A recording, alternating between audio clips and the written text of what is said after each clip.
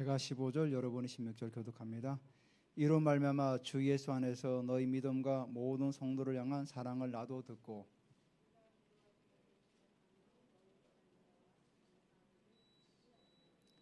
우리 주 예수 그리스도의 하나님 영광의 아버지께서 지혜와 계시형을 너희에게 주사 하나님을 알게 하시고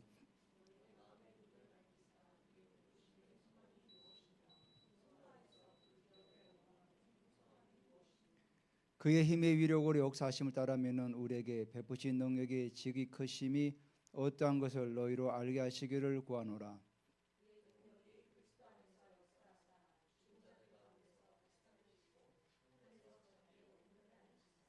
모든 통치와 권세와 능력과 주권과 이 세상뿐 아니라 오는 세상을 일컫는 모든 이름 위에 뛰어나게 하시고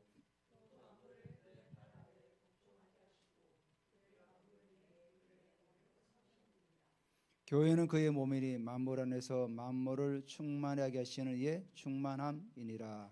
아멘. 저도 찬양을 하는데 제가 예전에 그 중고등학교 때 그때 어떤 모습이 이렇게 좀 제가 이렇게 좀 보이더라고요. 그때는 그 주일날만 되면 사람들이 성경책을 이 오른손에 이렇게 끼고 이렇게 다녔어요. 그때만 해도 기독교인들이 한 1200만 된다고 그렇게 됐죠. 그러니까 그때만 해도 주일날 교회 가는 거는 당연하고 주일날 가게 문을 닫는 거는 당연한 것으로 여겼던 거죠. 그러니까 우리나라가 가장 어떤 부흥했던 그런 시기였던 거죠.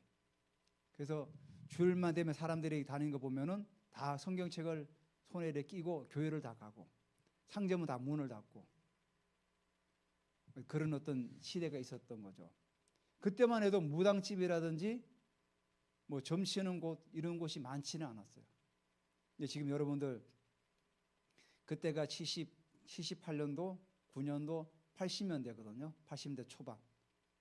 근데 지금은 여러분 주변에 얼마나 보십시오.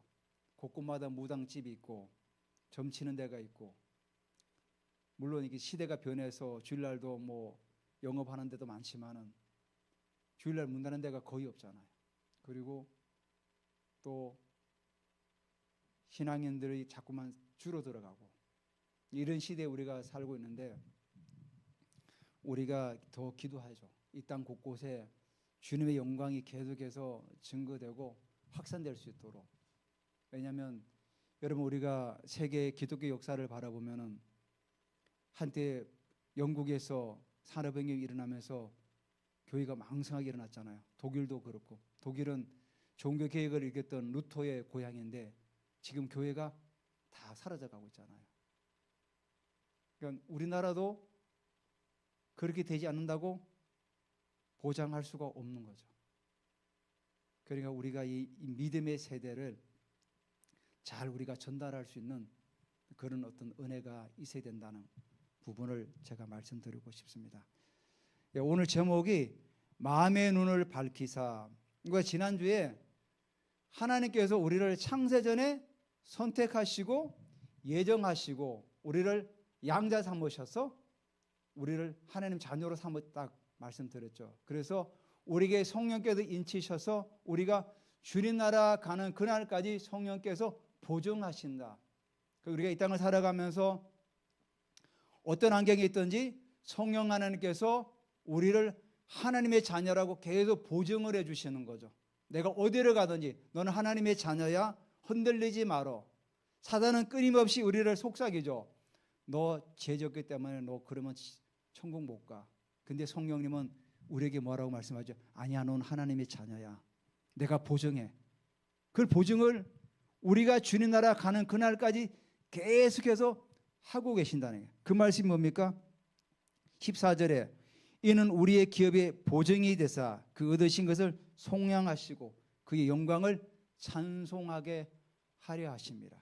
그러니까 성령님은 잠시 잠깐 동안만 우리와 함께 하시고 떠나는 것이 아니라 영원토록 우리와 함께 하셔서 우리가 하나님의 자녀이며 이 땅에도 하나님의 나라를 확장해 나가는 도구라는 사실을 끊임없이 증언하고 있다는 사실입니다. 그러니까 그 사실을 우리가 놓치면 안 된다는 겁니다. 오늘 우리가 마음의 눈을 밝히사라는 제목을 가지고 15절부터 우리 같이 또 말씀을 나누기로 합니다. 15절에 보면은 이로 말미암아 주 예수 안에서 너희 믿음과 모든 성도를 향한 사랑을 나도 듣고, 에베소서 1장 15절의 말씀의 배경이 되는 그 현장이 어디냐면 사도행전 19장에 나와요. 지금 에베소서를 기록할 당시가 AD 주님 오신 후에 한 62년에서 63년 그렇게 학자들은 예상하고 있고, 사도행전 19장에 보면은 바울이 3차로 에베소에 가서 복음을 전하는데 그때 당시가 57년도, 그러니까 54년부터 57년까지 3년간을 에베소에서 사역을 해요. 그때 사역을 하면서 해당에서 바울이 먼저 복음을 전했어요. 유대인 해당에 들어가서 복음을 열심히 전하니까 해당에서 시기하는 사람들이 많고 유대인들이 방해가 있어가지고 3달 만에 거기를 나와가지고 두라노 소원을 빌려서 제자들을 따로 모아서 2년 동안 거기서 제자 양육을 해요. 그렇게 하다 보니까 에베소에서 엄청난 부흥이 일어나는 거예요. 심지어 마수라는 사람들이 자기 마수라는 책을 다 모아다가 불태워버렸어요. 그래서 성경에 보면은 은 5만이라고 그래요. 그걸 지금으로 환산하면 수십억이에요. 수십억. 마수라는 책을 다 태워버렸다는 거예요. 그건 뭐죠? 자기들의 생업과 관련된 그런 책들을 다 태워버린 거예요. 그들의 삶이 변화가 일어났다는 겁니다. 예수 그리스도가 그의 삶들을 완전히 변화시킨 거죠. 한마디로 제가 지난주에 말씀드렸듯이 운명이 바뀐 거예요. 운명은 뭐라 그랬죠? 과거에 정해진 그 시간표 따라서 살아갈 수밖에 없는 게 운명이에요. 근데 그들은 계속 마술을 하면서 사람들에게 돈을 벌면서 살아가는 인생이었는데 예수님을 만난 거예요. 만나다 보니까 이 마술책이 필요가 없는 거예요. 난 이제부터 이걸 하지 않을 거야. 다 태워버렸죠. 태워버리고 그들이 교회로 들어오기 시작한 거죠. 그러니까 에베소서에 엄청난 부흥이 일어나기 시작한 거예요. 부흥이 일어나면 누가 시기하죠? 사단이 시기하죠. 그래서 아담의 신상을 만드는 은장색이 댐에 들여오는 사람이 사람들을 선동하기 시작해요. 야, 바울이라는 사람이 들어와가지고 우리 가운데 이상한 풍습을 전한다. 그래서 우리의 이 업이 지금 망할 지경이다. 안 팔린다. 아담의 신전, 이 아담의 신상이. 사람들을 선동해가지고 에베소 그 광장에 보면은 그 광장이 극장이 있었어요. 사람들을 거기 모아가지고 선동해가지고 난리가 난 거죠. 근데 그 에베소서의 관리 중에 바울과 친구가 있었어요. 복음을 듣고 그 사람이 진정을 시킨 거죠. 야, 우리에게 민회도 있고 다 있는데 합법적으로 사람을 불러다가 고소하고 고발해라. 우리가 이렇게 무작정 선동하면 이거는 우리가 범죄다. 쉽게 얘기해서. 그래서 다 풀어주죠. 그만큼 에베소서에서 엄청난 부흥이 일어났던 거죠. 그 사람들이 계속 믿음을 가지고 신앙생활 해오던 시점에서 바울이 로마 감옥에서, 물론 로마 감옥이지만 바울이 세를 얻어가지고 연금 상태에서 지금 편지를 기록하고 있었던 거죠. 그때가 62년경 정도죠. 그러니까 그때로부터 몇 년이 지났죠? 57년부터 62년이 간 5년이 지난 시점에 에베소서를 기록을 해서 이제 보내게 되었던 겁니다. 근데 그때 뭐라고죠?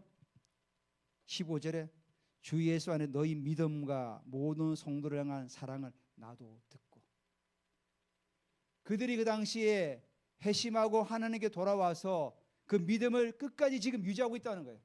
지금 5년의 시간이 지난 시점에서 은 5만 대는 그런 마술책을 다 태워버리고 예수 그리스도를 향한 믿음, 성령님께 우리에게 인치셔가지고 우리가 하나님의 자녀가 되어서, 내가 예전에는 그 아담의 신전을 만들고 우상을 섬기던 자녀였다가 이제는 하나님의 자녀가 되어서 그 사실을 붙들고 믿음으로 계속 전진하다 보니까 주변에 어려운 사람들이 보인 거예요.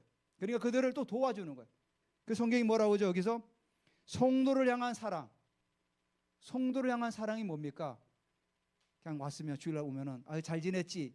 이 정도가 아니라 그들이 어려울 때 가서 쌀을 주든가 먹을 걸 주든가 도와주고, 병든 사람이 있으면 가서 치유해주고. 에베소서에 보면은 사람들이 어떻게 하냐면은 바울이 그 당시에 천막을 만들고 있었어요. 그래서 바울이 앞치마를 가지고 아픈 사람에게 올려놓으면 병든 자가 치유되는 거예요. 그들이 뭐죠? 바울이 행했던 치유 사역도 그들이 보고 배운 거죠. 야, 우리도 배우자. 그래서 아픈 사람이 있으면 찾아가서 신방에서 기도해주고 치유해주고 위로해주고 권면해주고 예언으로, 그리고 덕을 세워주고. 바로 그거예요. 15절이 한 절의 말씀이 엄청난 말씀이 함축되어 있는 거예요. 그러니까 에베소서 교인들의 삶이 다 농축되어 있는 거예요. 한마디로. 요즘 이란이 핵을 농축해가지고 핵무기를 만든다는데 그 사랑이 농축되었다는 거죠. 에베소 교회 안에. 바울이 근데 이거를 인편으로 들은 거죠. 사랑을 나도 듣고 그러잖아요. 그러니까 에베소 교회가 바울이 볼 때, 아, 내가 그때 가서 열심히 복음을 전해서 교회를 세웠는데 그 교회가 이렇게 아름답게 성장하고 있다는 사실에 너무나도 감사한 거죠. 그러니까 16절은 뭐라죠? 내가 기도할 때 기억하며 너희로 말미암아 감사하기를 그치지 아니하고. 이 말은 무슨 말이죠? 감사하는 사실을 내가 계속 쉬지 않고 있다는 거예요. 끊임없이 감사하고 있다. 기도할 때마다 하나님 감사합니다. 아, 제가 에베소에 가서 복음을 전했는데 그들이 계속 주님의 사랑 안에서 믿음 안에서 계속해서 전진하고 성도를 돌보고 복음을 전하고 있다는 사실에 너무너무 감사합니다. 기도할 때마다 감사하는 거죠. 기도할 때마다. 그래서 우리가 감사는 하나님의 행하신 일들을 볼 때 우리가 감사가 나오죠. 바울이 그랬잖아요. 아, 에베소 교회의 사람들이 믿음을 가지고 사람을 섬기고 사랑을 보니까 그 사랑을 보니까 아, 정말 감사하구나. 감사는 한순간만 잠깐 감사하고 끝나는 것이 아니라 지속이 돼야 돼요. 지속. 계속 감사. 그래서 바울이 데살로니가 전서에 뭐라고 합니까? 항상 기뻐하고 쉬지 말고 기도하고 범사에 감사하라. 이는 너희를 향하신 하나님의 뜻이니라. 우리가 때로 살아가다 보면은 감사하지 못할 때가 있죠. 힘들 때도 있고 고난 당할 때도 있죠. 그렇지만 한편으로 하나님은 우리에게 감사하고 기뻐하라는 거죠. 우리의 삶을 돌이켜 보면서. 제가 지난주에 이제 또 예언 사역과 또 우리 명사 모임을 하는데 공교롭게도 두 사람이 시간이 다 달랐어요. 한 사람은 화요일 날, 한 사람은 토요일 날 이렇게 같이 사역을 하면서 예언을 주고받았는데 목사님 이제 그 때가 다가오는 것 같아요. 꽃을 장식하는데 꽃 한 잎을 놓으면 완성되듯이 어떤 그런 시점에 있어요. 한 분은 그렇게 또 예언을 해주시고 한 분은 목사님인데 이분은 목사님 그 때가 마지막 때라는 어떤 그 시점에 와 있다고 이렇게 말씀하시더라고요. 아, 그래서 우리의 시간표가 다가오고 있구나. 한편으로 제가 또 위로도 받고 또 힘을 얻었어요. 우리의 시간표가 반드시 온다는 사실입니다. 그래서 감사하기를 그치지 말아요. 끊임없이 우리가 감사하고 하나님께 나아가는 거죠. 그래서 바울도 그런 삶을 살았던 거죠. 우리가 지금 에베소서를 보지만 빌립보서에 보면은 바울이 빌립보에서 복음을 전하다 어떻게 됩니까? 바울이 빌립보에서 복음을 전하다가 바울이 빌립보 2차 전도회 때 아시아에서 복음을 전하는 걸 막자 하나님께서 어떻게 하죠? 성령께서 유럽으로 보내죠. 그래서 한상 중에 마게도냐 사람이 손주돼서 와서 우리를 도우라. 그래서 바울이 아시아, 지금의 터키죠. 이 에베소서 터키예요. 아시아에서 복음을 전하는 것을 멈추고 배를 타고 유럽으로 건너갑니다. 유럽으로 건너가서 빌립보가 유럽의 첫 성이에요. 거기서 복음을 전하기 시작하는데 유대인들은 토요일마다 그 안식일에 뭐 하죠? 정결 의식을 한 다음에 기도를 많이 해요. 예배도 하고. 그러니까 강가에 많이 모여 있었어요. 그들이. 그래서 바울도 기도처를 찾다 강가 가니까 강가에 한 무리의 여인들을 만나게 되는데 그때 만난 여인이 누구? 루디아. 자수의 옷장사 루디아를 만나죠. 그래서 루디아에게 복음을 전해가지고 루디아가 마음을 열고 자기 집에도 빌립보 교회가 시작된 거예요. 빌립보에서 열심히 복음을 전하다가 귀신 들린 한 여자를 만나요. 근데 이 여자가 이 아이였던 거죠. 소녀였어요. 바울이 지나갈 때마다 쫓아오는 거예요. 하나님의 거룩한 종이요.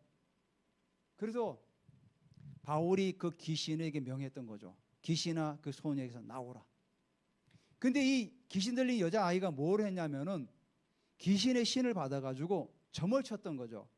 점을 쳐가지고 주인을, 재정을 이렇게 채워줬던 사람이에요.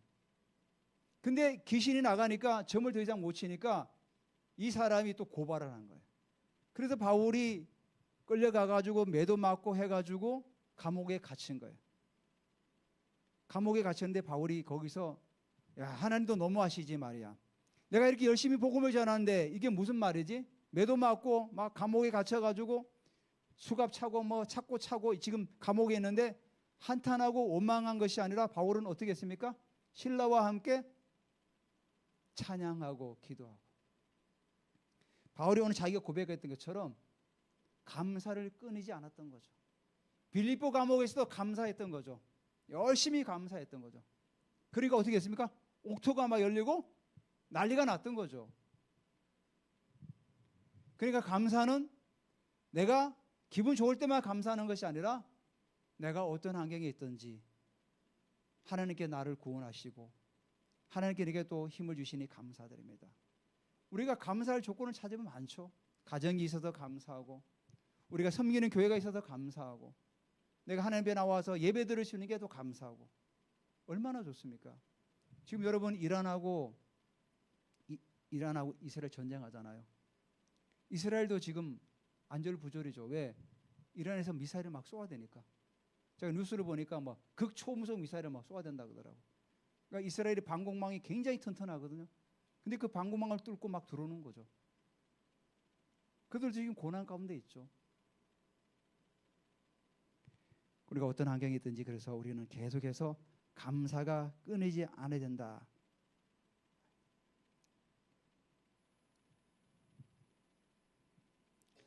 16절에 바울이 이제 기도가 나오지 않습니까? 내가 기도할 때마다 기억하며. 그러니까 이 부분을 보면서 우리가 중보 기도에 대해서 우리가 다시 한번 우리가 또 붙잡아야 될 부분이라 생각됩니다.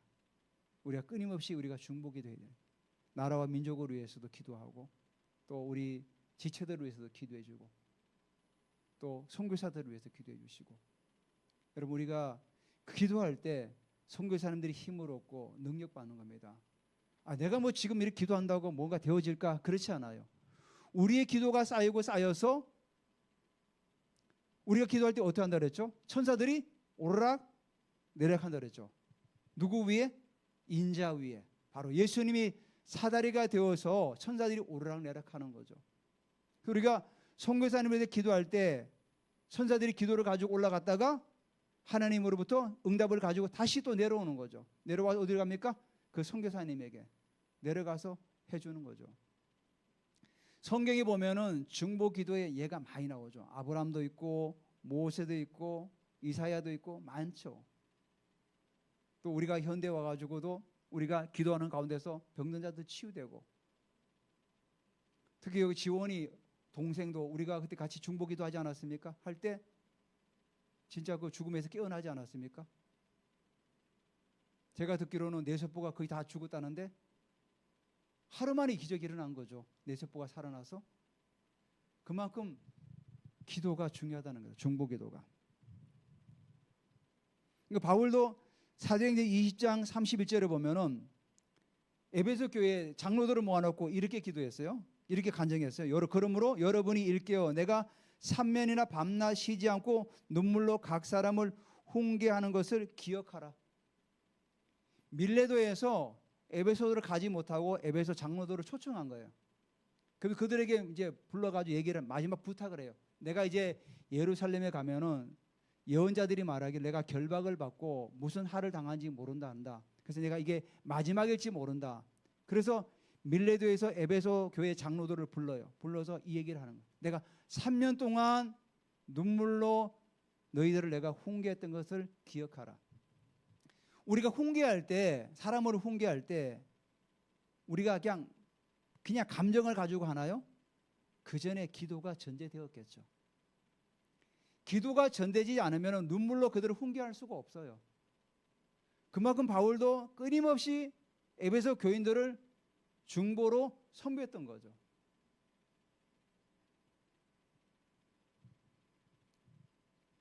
그래서 우리가 중보 기도가 너무나도 중요하다.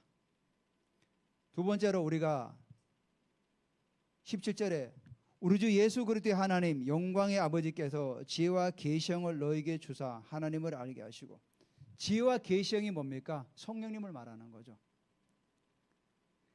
영광의 하나님께서 지혜와 계시형을 너에게 주사, 예수님께서 이 땅에서 우리의 구속 사역을 마친 다음에 부활하시고 하늘나라 올라가시잖아요. 하늘 올라가서 성자 하나님이 성부 하나님께 보고하는 거죠. 제가 이 땅에서 구속 사역을 모두 마치고 돌아왔습니다. 그때 아버지께서 어떻게 하시죠? 성령 하나님을 아들을 통해서 이 땅에 보내시는 거예요. 그래서 예수님께서 뭐라고 말씀합니까? 내 이름으로 보내는 성령 그가 오시면 어떻게 합니까? 너희를 진리 가운데로 인도하실 거다. 그래서 그가 오시면은 내가 생각한 모든 것들을 가르치고 기억나게 할 것이다. 생각나게 할 것이다. 바로 그렇게 되는 거죠. 그래서 영광의 아버지께서 지혜와 계시형을 우리에게 주신 거죠. 주사 하나님을 알게 하시고, 그러니까 우리가 예수를 믿고 구주를 영접하고 하나님을 알게 하시는 그 배경에는 뭐죠? 성령 하나님의 역사하심이 있다는 거죠. 그래서 고린도전서 12장이 뭐라 합니까? 성령으로 아니하고는 예수를 주라고 시인할 수 없다는 거예요. 제가 이거는 전도하다 보니까 영접 기도를 할 때 보면은 정말 기억돼요. 예수님의 이름으로 기도합니다 하면은 그걸 따라하지 못하는 분들이 많아요. 그럼 몇 번을 반복해요. 그러면 따라해요. 이게 뭐냐면은 성령 하나님이 아니고서는 그 영혼이 하나님께 돌아올 수가 없다는 거예요. 그래서 지혜와 계시형을 주셨기 때문에 우리가 하나님을 아는 거죠. 하나님을 알아가는 거예요. 지혜와 계시형이 없으면은 성령 하나님 아니고는 우리가 하나님을 알 수가 없는 겁니다. 그래서 하나님을 안다는 걸 통해 가지고 우리가 하나님의 그 기쁘심을 더 나아가는. 그래서 18절에 뭐라고 합니까? 너희 마음의 눈을 밝히사, 마음의 눈을 밝히사 뭐라고 합니까? 그의 부르심의 소망과 또 기업의 영광의 풍성함과 세 가지를 말하죠. 자, 지혜와 계시형을 통해서 성령님을 통해서 우리를 하나님을 알게 하세요. 하나님을 알게 하신 다음에 그 하나님께서 어떻게 하죠? 성령님께서 우리의 마음의 눈을 밝히신대요. 여러분 요한복음 1장을 한번 잠깐 찾아가 보세요. 요한복음 1장 5절 제가 읽을게요. 빛이 어둠에 비치되 어둠이 깨닫지 못하더라. 하나님께로부터 보내심 받은 사람이시니 그 이름은 요한이라. 자, 이게 무슨 말입니까? 빛이 어둠에 비쳤대요. 비치되 어둠이 깨닫지 못하더라. 이 말은 뭡니까? 우리가 하나님을 알기 전에 우리 속이 어두웠다는 거예요. 어두웠을 때 빛이, 생명의 빛이 비쳤다는 거예요. 생명의 빛이 누구죠? 예수 그리스도의 복음이 우리에게 비쳤다는 거예요. 마음의 눈을 밝히사가 뭡니까? 우리가 마음이 눈이 어두웠는데 생명의 빛이 우리 심령에 비치니까 밝아졌다는 거예요. 그래서 요한복음 1장 5절에 나가요. 빛이 어둠을 비치되 그들은 깨닫지 못하더라. 왜? 예수님이 이 땅에 왔어도 그들은 하나님을 배척했잖아, 유대인들은. 그래서 성령을 통해 가지고 우리가 하나님을 알게 하시니까 우리가 하나님의 강력한 빛이 우리 심령까지 비치니까 어떻게 합니까? 그때부터 우리의 부르심의 소망이 무엇이며 그 기업의 영광의 풍성함과 그 능력을 알아가는 거죠. 그래서 우리 심령에 빛이 비쳐야 돼요. 이 땅에 살아가는 모든 사람들 마찬가지예요. 예수 그리스도를 알지 못하면은 진정한 부르심의 소망을 알 수가 없어요. 그냥 열심히 돈 벌고 좋은 차 끌고 다니고 좋은 아파트 살고 좋은 데 여행 다니고 맛있는 거 먹고 살다가 끝나는 거죠. 좋은 가방 들고 다니고 명품 가방 들고 다니고 그렇게 치장하다가 살아가다가 인생을 마치는 거예요. 왜? 부르심의 소망을 모르기 때문에. 물론 개중에 하나님의 일반 은총으로 믿지 않은 사람 가운데도 그런 은총을 베푸는 사람도 있어요. 애플 창시자 그런 사람처럼. 이름이 누구였죠? 애플을 만든 사람? 생각이 안 나네요.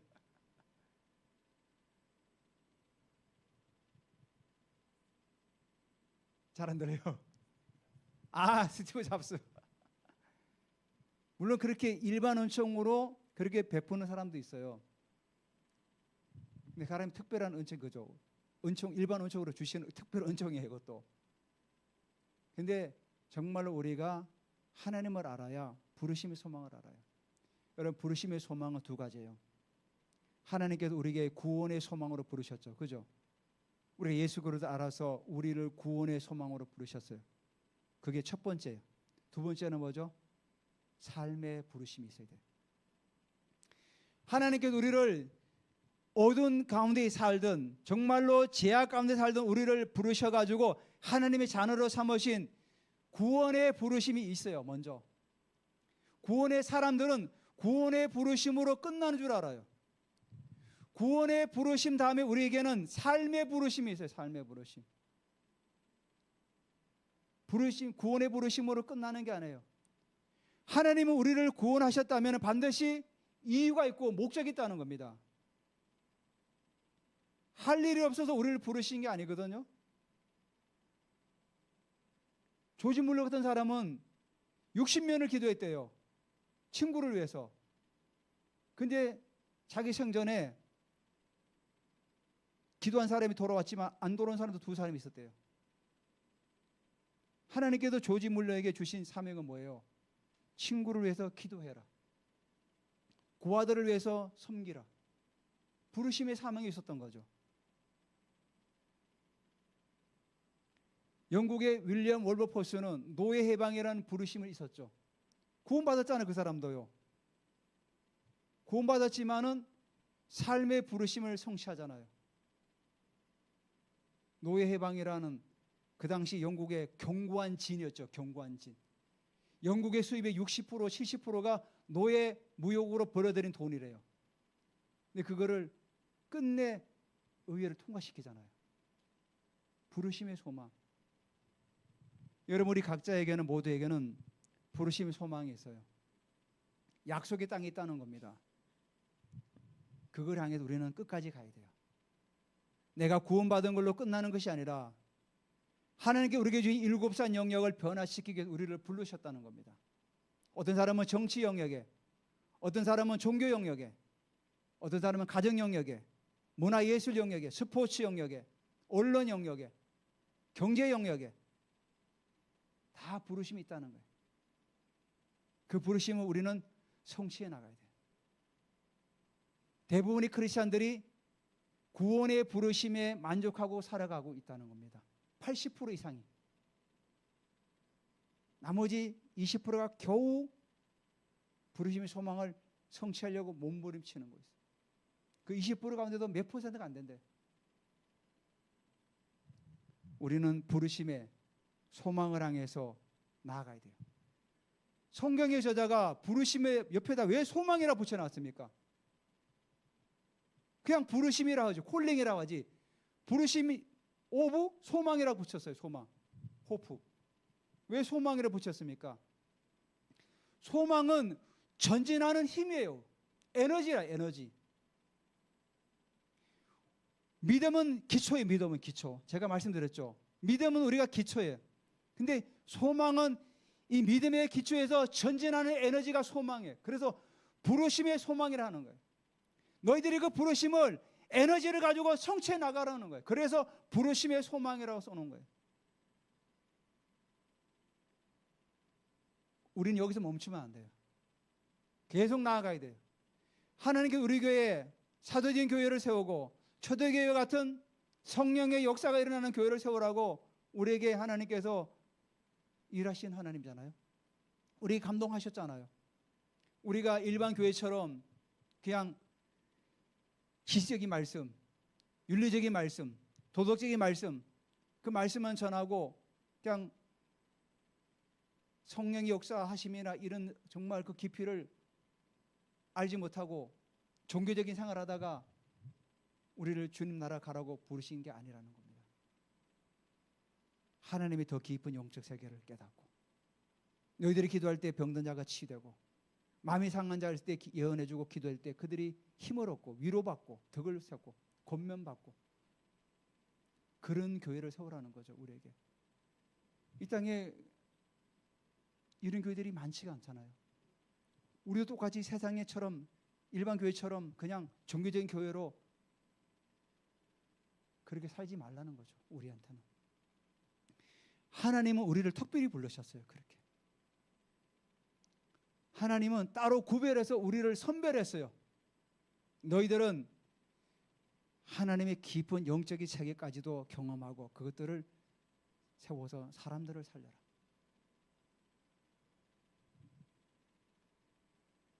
마음의 눈을 밝힌 두 번째 이유가 뭡니까? 18절에 성도 안에서 그 기업의 영광의 풍성함, 기업의 영광의 풍성. 이게 뭡니까? 이것도 두 가지로 볼 수 있겠죠. 첫 번째는 뭡니까? 우리의 구원, 하나님의 나라, 그 기업, 성도 안에서 주님이 우리에게 주신 그 기업이 뭡니까? 먼저는 우리에게 구원을 주신 거죠. 구원. 그 다음에 하나님의 나라, 영원한 생명, 주님의 임재. 이게 기업이에요. 기업. 그리고 우리가 이 땅을 살아가면서 삶의 부르심을 향해 나아가는 이 땅에 또 기업이 있죠. 어떤 분은 재정 영역에서 재정을 창출해서 하는 나라를 세워나가는 그런 기업들, 또 엔지니어로서 또 사회 헌신하며 나아가는 그런 기업들. 먼저는 우리가 성도 안에서 하늘의 그 신령한 영적 기업을 우리는 온전히 받아야 돼요. 그래서 주님의 임재를 날마다 우리가 경험하면서 하나님의 나라를 계속 확장해 나가며 주님의 영원한 생명, 빛이 어둠에 비치되 어둠이 깨닫지 못하더라는 우리는 계속 비춰야 돼. 깨달을 때까지 비추는 거죠. 깨달을 때까지 계속 서치라이트를 비추는 거예요. 서치라이트를. 개미 새끼 한 마리까지도 다 보이도록. 그래서 그 어둠이 다 사라지도록 계속 비춰야 돼. 그 기업이 영광의 풍성. 그리고 이 기업은 뭐라고 합니까? 항상 뒤에 뭐 하나가 더 붙죠. 부르심의 소망. 여기는 뭐라 합니까? 기업의 영광이래. 영광. 영광이 헬라어로 독사예요. 독사. 그 뱀 독사가 아니라 독사예요. 독사. 우리가 기도할 때 주님 임재를 기도 어떤 데는 무게가 오죠. 독사가 이게 헬라어가 무겁다 뭐 이런 뜻이 있어요. 무겁다. 이 기업이 뭡니까? 주님의 영광이라는 거예요. 영광. 임재가 가득하다는 거예요. 임재가 가득하다는 거예요. 그러니까 우리가 이런 임재를 우리 삶의 현장에도 풀어내야 되는 거예요. 내 삶의 영역에도. 우리는 영적인 부분은 당연히 우리에게 임재가 풀어지죠. 우리가 예배 드릴 때 주님 임재가 풀어지지 않습니까? 근데 이게 우리의 삶의 현장에도 부르심의 소망에도 삶의 영역에도 계속해서 풀어져 나가야 돼요. 그래서 기업의 영광이라는 거예요. 영광이 풍성함으로 나가야 돼요. 그래서 여러분 우리가 세상의 일에도 여러분 전문성을 가지고 열심히 하시기 바랍니다. 그래서 여러분의 그 재정이 계속 창출되고 정식되어서 어려운 사람들을 돕고 하는 나라를 확장하고 선교하고 이런 데 우리가 쓰임 받아야 되지 않겠습니까?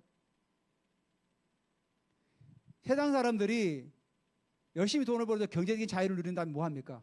여행 다니고 좋은 차 끌고 다니고 그 사람들의 목표는 그거예요. 파이어족이라고 일찍 그냥 은퇴해가지고 그냥 즐기고 살아가는 거죠. 우리는 그런 게 아니죠. 우리는 하나님 앞에서 이 경제적 자유를 누린다면 어떻게 합니까?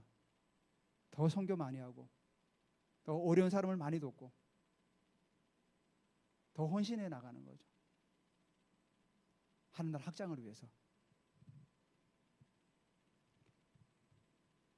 마음의 눈을 밝힌 이유 세 번째, 19절에 나오죠. 그의 힘의 위력으로 역사하심을 따라 믿는 우리에게 베푸신 능력의 지극히 크심이 어떠한 것을 너희로 알게 하시기를 구하노라.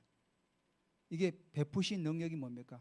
능력의 지극히 크심이 어떠한 것을 너희로 알게 하시기를 구하노라. 이게 사도행전 19장에 보면 그대로 나와요. 바울이 열심히 업을 하죠. 천막을 만드는데 그 앞치마를 선생님 잠깐만 그 앞치마 좀 빌려주세요. 왜? 아픈 사람이 있어요. 그럼 선생님 일하지 않아 바쁘잖아요. 가져가요. 가서 아픈 사람에게 올려놔요. 그냥 치유되는 거죠. 성경에 기록은 나와 있지 않지만은 어떤 병에 걸렸든지 치유되었던 거죠. 그러니까 손수건이나 앞치마를 갖다 올려놓으면 그 사람이 치유되었다고 사도행전 19장에 기록이 나와 있어요. 그게 뭡니까? 너에게 베푸신 능력이 크심을 너희가 알고 있지 않냐 이거 아닙니까? 내가 5년 전에 에베소에서 했던 사역들을 너희가 알고 있지 않느냐? 너희 마음은 눈을 밝히니까 너희들이 내 앞치마를 가져갔다가 병든자에게 올리니까 그들이 살아나고 깨어났던 걸 너희들이 알잖아. 그 하나님의 능력을 너희들이 체험했어. 그 얘기하고 있거든요. 우리도 마찬가지예요. 하나님께서 우리에게 마음의 눈을 밝혔기 때문에 우리도 하나님의 지극히 크신 그 능력이 우리를 통해서 일하시기를 하나님은 지금도 바라고 계시는 거죠. 그래서 우리가 병든 자에게 손을 올려 기도하는 겁니다. 기도할 때 병든 자가 치유되고 죽은 자도 살아나는 역사가 일어나야죠.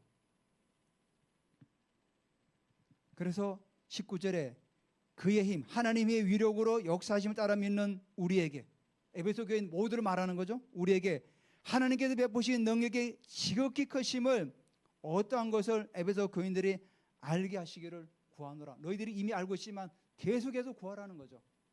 그때만 5년 전에만 끝나는 것이 아니라 지금부터도 계속 구해라. 구할 때 20절에도 나오죠. 그의 능력이, 이건 누굽니까? 그 베푸신 능력이 20절에 그리스도 안에서 역사하사 죽은 자들 가운데서 다시 살리시고 하늘에서 자기의 오른편에 앉으사. 그 능력은 예수님을 죽은 자 가운데서 살리시는 그 능력이다. 그러니까 당연히 병든 자에게도 앞치마 갖다 올리면 당연히 낫는 거죠. 손수 갖다 올리면 낫고 하는 겁니다.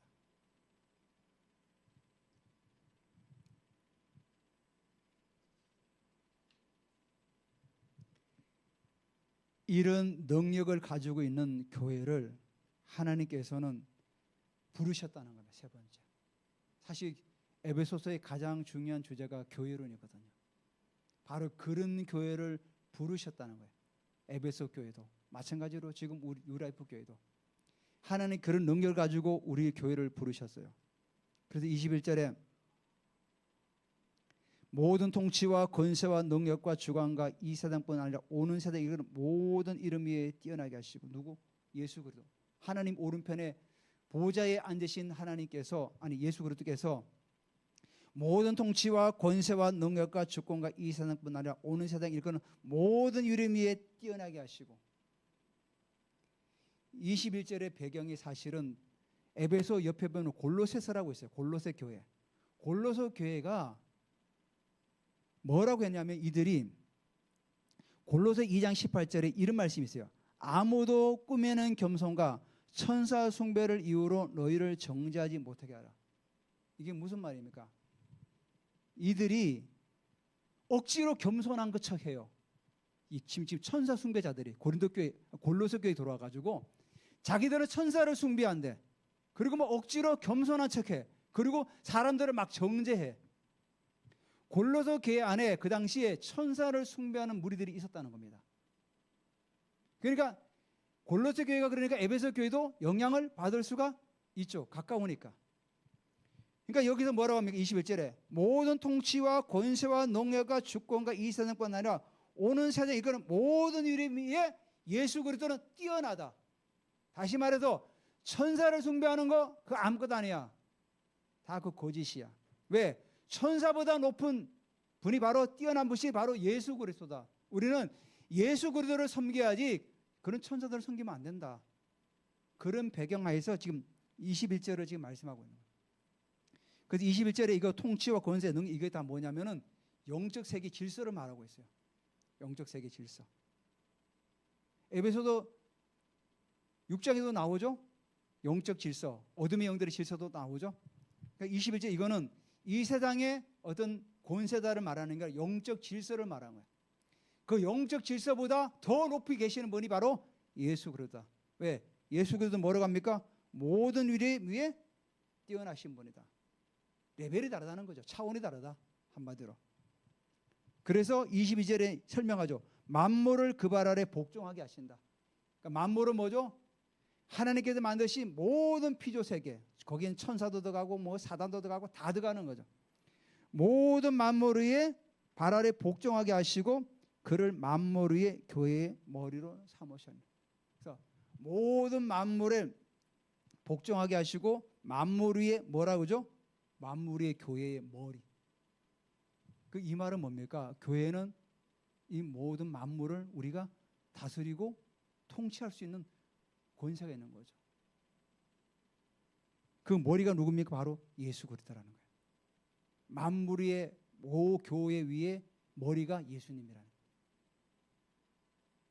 그래서 교회의 머리는 예수님이잖아요.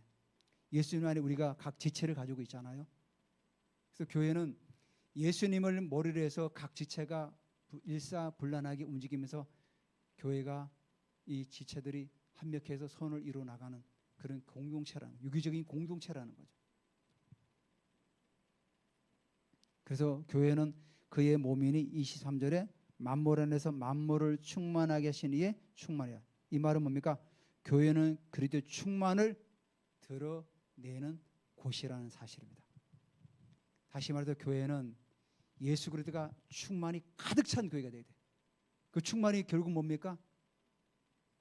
이론적이고 사변적이고 지식적인 교회가 아니라 이 안에서 그리스도의 충만이 뭡니까? 병든 자를 치유하고 예언이 선포되어지고 죽은 자도 살아나는 그 충만을 말하는, 그 충만이 가득한 곳이 교회라는 거예요. 그래서 만물을 충만하게 하시기에 충만함이라.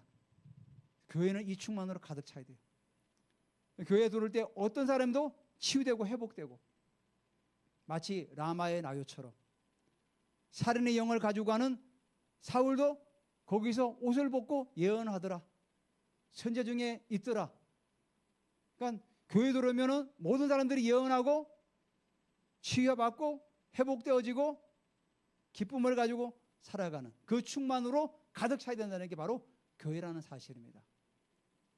우리가 이런 교회를 세워갈 수 있도록 우리가 합심해서 기도하고 또 우리가 또 믿음으로 소망을 가지고 전진해 나가는 교회 되기를 예수님의 이름으로 축복합니다. 오늘 말씀을 같이 한번 기억하면서 한번 기도하겠습니다.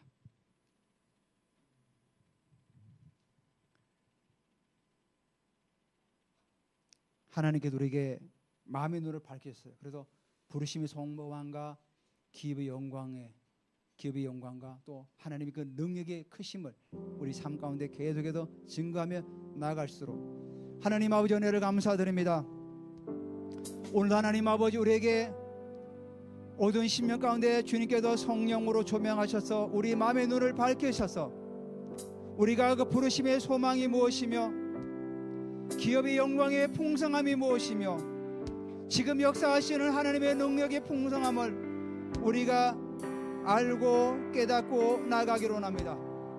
하나님 아버지, 교회는 그리스도의 충만으로 가득 차기를 또 원하시는 하나님 아버지, 우리 교회는 그리스도의 충만으로 가득 차기를 원합니다.